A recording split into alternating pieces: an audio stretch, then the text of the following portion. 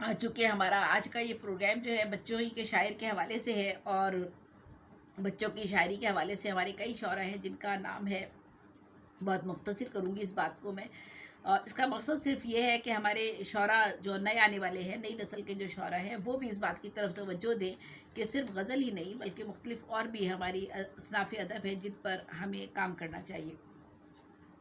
بچوں کے ادب پہ بات کرتے ہی چند سوالات ہم سب کے ذہنوں میں آتے ہیں کہ بچوں کے ادب کی تخلیق کی ضرورت کیا ہے، کیوں اس کی اہمیت ہے، کیا اس کا مقصد ہے.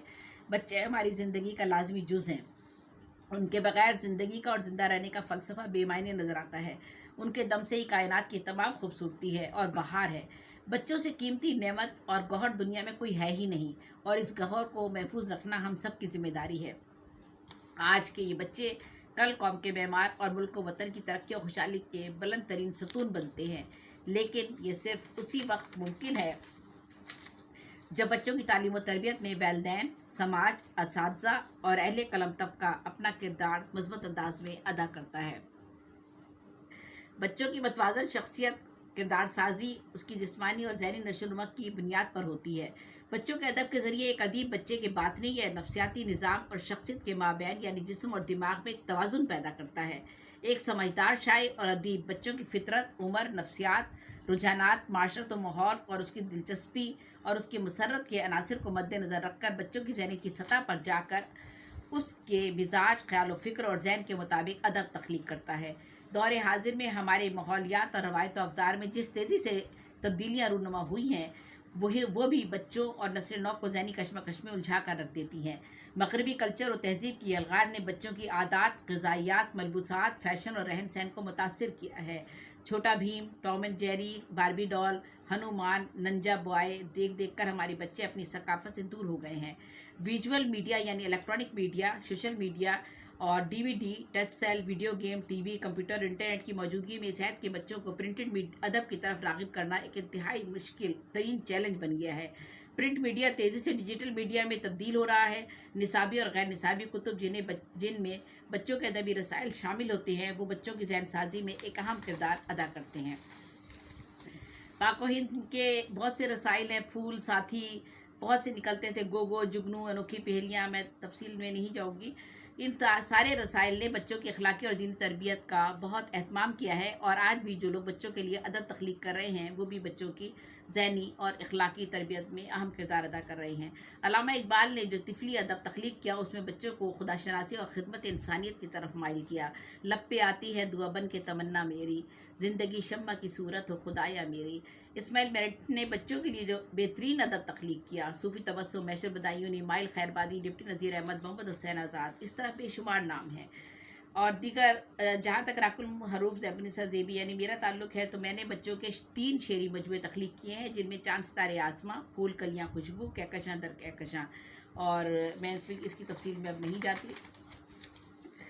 تو یہ جو ہم بچوں کے لیے ادب تخلیق کرتے ہیں اس کا مقصد ایک تو یہ ہوتا ہے کہ بچوں کی معلومات میں اضافہ ہو، ان کو سن کر بچے خوشی محسوس کریں، ان کی تحریر، مقصدیت، علم و الفاظ کا ذخیرہ ان کے حافظے میں محفوظ ہو جائے.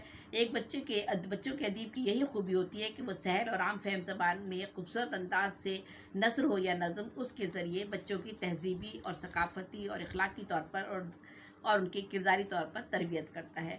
اور اس میں ہم جو بھی محاورے یا تذکیر و تانیث، واحد جمع، اصطلاحات، تشبیہات، استعارے جو استعمال کرتے ہیں وہ روزمرہ زبان اور ہماری زندگی سے بہت قریب تر ہوتے ہیں، اور ان کا اسلوب بہت آسان ہوتا ہے تاکہ ابلاغ بچوں تک آسانی سے ہو سکے. اور جو ہم بچوں کو معلومات دیتے ہیں اس میں بچوں کے ذوق، پسند اور دلچسپی اور فہم و ادراک اور جذبات و احساسات کو مد نظر رکھنا پڑتا ہے تاکہ بچہ ذہنی طور پر انہیں قبول کر لے جو بھی بات ہم ان تک پہنچا رہے ہیں. اس عہد کا بچہ شعوری طور پر کافی آگے کا سوچتا ہے. وہ ہر چیز کی توجیہ اور دلیل چاہتا ہے، حقیقت اور اصلیت جاننا چاہتا ہے. وہ کمپیوٹر اور انٹرنیٹ کی دنیا میں چاند، سیاروں اور نئی نئی دنیاؤں کی دریافت میں دلچسپی رکھتا ہے. بچوں کے ادب کے ذریعے ہی ایک ادیب ان کی شخصیت کی اعلیٰ صفات کو اجاگر کر سکتا ہے. محنت و محبت، حب الوطنی، چھوٹوں سے پیار، بڑوں کی عزت، محفل کے آداب، اظہار و قربانی کے جذبات، انکساری، خوش اخلاقی جذبہ، ہمدردی، احترام، فرما برداری جیسے اوصاف کی اہمیت کا احساس ان میں بیدار کر سکتا ہے. اچھا، واضح رہے کہ بچوں کا ادب بچے کی پیدائش سے لے کر 14 سے 15 برس تک کی عمر کا احاطہ کرتا ہے. ریٹنگ کے لحاظ سے سب سے زیادہ اطفال ادب برطانیہ میں، یعنی برطانیہ میں 58% ادب جو ہے بچوں کے لیے تخلیق کیا جاتا ہے، جبکہ اس کا شہر لندن میں 100% ادب جو ہے وہ بچوں کے لیے تخلیق کیا جاتا ہے. پھر ہالینڈ میں 80% ادب، اور جاپان میں 79%، امریکہ میں 77%، ترکی میں 56%، چین میں 55%، ہندوستان میں 35%، اور پاکستان میں 25%، ایران میں 19%، اور سب سے کم افغانستان میں 11% ادب جو ہے وہ شائع ہوتا ہے. اس سے ہمیں اندازہ کرنا چاہیے کہ ہمارے بچوں کو ایسے ادیبوں کی کتنی ضرورت ہے جو کہ بچوں کے لیے ادب تخلیق کریں. تو بچوں کی ایک غیر ملکی انگریز خاتون ادیبہ جو تھیں، اینڈ بیلیٹن ان کا نام تھا، انہوں نے بچوں کے لیے تقریباً 800 کتب تحریر کی. آج بھی دنیا بھر کے 26 ممالک میں ان کی کتابوں کی اشاعت پر جو رائلٹی ملتی ہے وہ بچوں ہی کی فلاح و بہبود پر خرچ کی جاتی ہے. ان کی رائلٹی جو ملتی ہے، رائلٹی نہیں، رائلٹی. اچھا ٹھیک ہے. ان کے ناولوں کے تراجم 90 زبانوں میں کیے گئے ہیں، اور ہمارے یہاں بھی بے شمار لوگوں نے بچوں کے ادب کے حوالے سے کام کیا ہے. میں ان کا اب نام یہاں نہیں لے رہی ہوں کیونکہ مضمون ہمارا طویل تر ہو جائے گا. کافی لوگ کام کر رہے ہیں اور کرتے رہے ہیں، لیکن بچوں کا ادب تخلیق کرنے کے لیے ادیب کو جو بچوں کا ادب جو ہمارے ادیب تخلیق کرتے ہیں نا، ان کو بہت ہلکا تصور کیا جاتا ہے. وجہ یہ ہے کہ ہم کیوں نہیں بچوں کا ادب تخلیق کرتے؟ اس کی وجہ یہ ہے کہ ہم ان ادیبوں کو ہلکا تصور کرتے ہیں دوسرے ادیبوں کے مقابلے میں، اور نہ انہیں وہ داد ملتی ہے، نہ ان کو مساوی حقوق اور مراعات اور عزت و مرتبہ ملتا ہے، نہ ہی اس کی مالی اور اخلاقی سطح پر کوئی سرکاری اور غیر سرکاری ادارہ حوصلہ افزائی کرتا ہے، نہ ہی اس حوالے سے مشاعرے منعقد ہوتے ہیں، نہ ہی کانفرنسیں، نہ ہی مباحثے، نہ مذاکرے منعقد کیے جاتے ہیں، اور نہ ہی اس ادب کی اہمیت پر کوئی توجہ دیتا ہے. پہلے ایوارڈ اعزازات دینے کا کچھ سلسلہ کچھ تنظیموں نے شروع بھی کیا تھا، لیکن وہ بھی اب ختم ہو چکا ہے.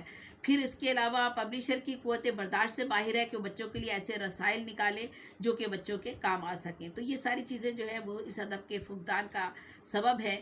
اور آخر میں بس میں یہی کہوں گی کہ آج کے اس پروگرام کا ہمارا مقصد بھی یہی تھا کہ ہم اس جو آج ہم بچوں کے شاعر مولوی اسماعیل کے حوالے سے جو دن منا رہے ہیں، اس کے حوالے سے اس بات کو اجاگر کیا جا سکے کہ بچوں کا ادب بھی دوسرے ادب کی طرح اتنا ہی اہم ہے جتنا کہ بچوں کا ادب. بس میں آج اپنی بات یہیں ختم کرتی ہوں. اب اس آگے بات کیجیے.